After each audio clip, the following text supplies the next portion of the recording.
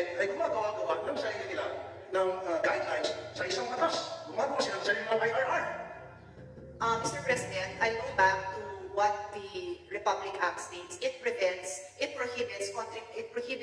collection and contribution from students. And so the policy of DepEd has been to allow the PTEs to follow their own guidelines wherein contributions among the parents are allowed. So to be clear, just to be clear, Mr. President, importante po na maliwanag yung pagsagot ko sa napakamahalagang tanong ng ating kasamahan.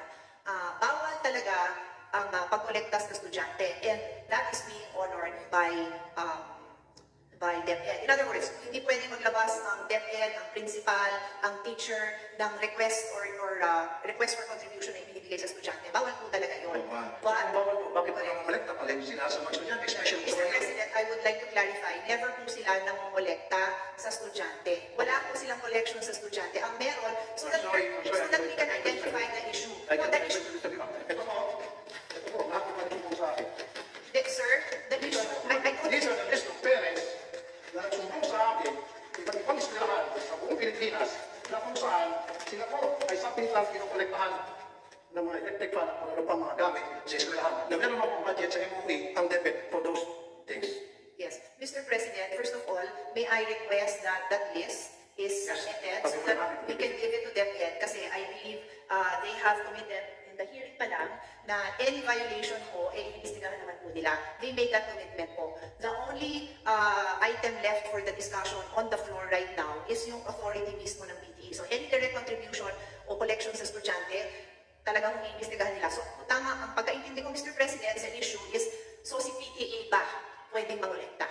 And ang sinasabi po sa atin ng DepEd, the policy since 1969 has been to recognize the PTE's authority to decide among themselves. They have their own rules, they have their own guidelines to do their fundraising, that's a generic term that I'm using, among the parents. Hindi to sa bata, hindi apektado yung pagpasok ng bata, hindi apektado ang grade ng bata. Bakit ginagawa ng parents yun? Kasi kulang ang pondo. Yung sinabi ng ating kasamahan na nasa MOE yan, meron yan pambili ng electric fan, idagdag ko na rin doon ang mga kakulangan, yung magpaganda ng garden, driveway, entrance, ano pa man.